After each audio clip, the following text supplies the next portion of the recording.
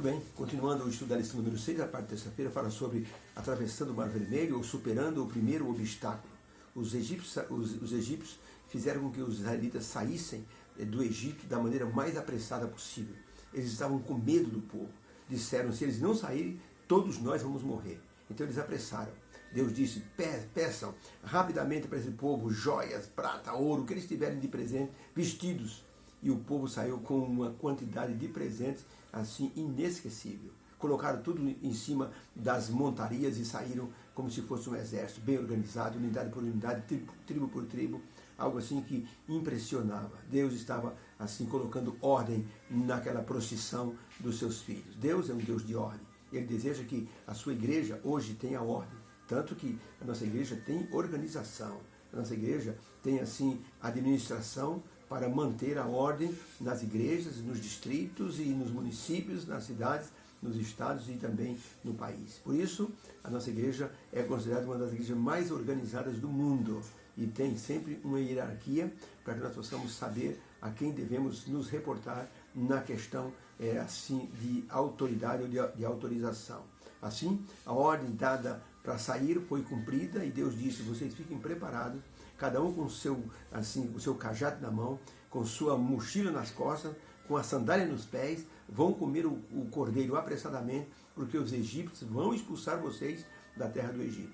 E realmente assim foi feito. Os filhos de Israel, diz Ellen White no livro História da Redenção, página 120, os filhos de Israel deixaram o Egito com suas posses, que não pertenciam a Faraó, pois jamais as tinham vendido a ele.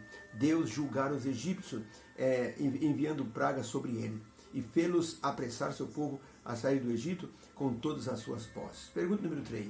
De que forma Deus conduziu o povo para fora do Egito? E o que aconteceu enquanto eles estavam acampados diante do Mar Vermelho? Êxodo capítulo 13, de 17 em diante, e aconteceu que quando o Faraó deixou ir o povo de Deus, Deus não os levou pelo caminho da terra dos filisteus, para que eles não temessem e não se arrependessem e quisessem voltar ao Egito. Mas Deus fez o povo rodear pelo caminho do deserto, do Mar Vermelho, e armados, os filhos de Israel subiram da terra do Egito como se fosse um exército. Moisés levou consigo os ossos de José, porquanto havia ele se solenemente ajuramentado os filhos de Israel, dizendo, certamente Deus vos visitará. Fazei, pois, subir daqui os meus ossos convosco, e os sepultem na terra prometida. Assim, partiram de Sucote e acamparam em Etã, na entrada do deserto. E o Senhor ia adiante deles numa coluna de nuvem para os guiar pelo caminho, e de noite numa coluna de fogo para os iluminar, para que caminhassem de dia e de noite. Nunca tirou de diante deles a coluna de nuvem de dia, nem a coluna de fogo de noite. Louvado seja Deus por esse cuidado. Êxodo 14, de 1 a 12. Então falou o Senhor Deus a Moisés, dizendo, fala aos filhos de Israel, que voltem e que se acampem diante do mar. Em frente deles vos assentareis e montareis o acampamento, junto ao mar. Saindo, pois, saindo o povo, anunciaram para o rei do Egito que o povo estava fugindo, e mudou o coração de Faraó.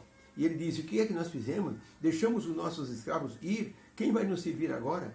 E tomou 600 carros escolhidos, e todos os carros do seu exército, e seus cavaleiros, e todo o seu exército, e resolveram ir atrás do povo para os alcançar junto do mar. E aproximando-se Faraó dos filhos de Israel, eles levantaram os olhos, e eis que os egípcios estavam vindo atrás deles, e temeram muito. E disseram para Moisés, não havia sepulcros no Egito para que você nos tirasse de lá, para que morrêssemos nesse deserto? Por que nos fizeste isso, Moisés? Por que nos fizeste sair do Egito?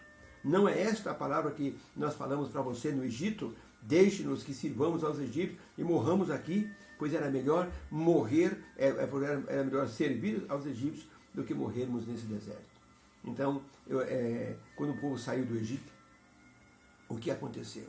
Deus os fez acampar diante do mar, os guiou, como se fosse um exército, mas no final da jornada diante do mar, eles foram surpreendidos pela presença do faraó, que estava vindo com todo o seu exército para recapturá-los.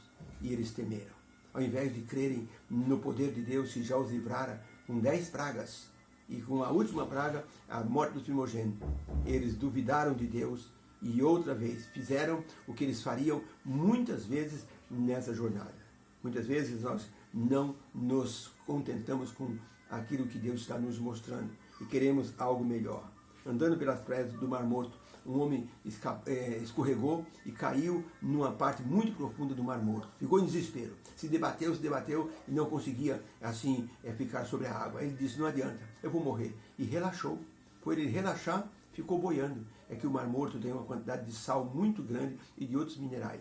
E se a pessoa relaxar, a pessoa não consegue afundar. Fica boiando. Foi assim que esse homem se salvou.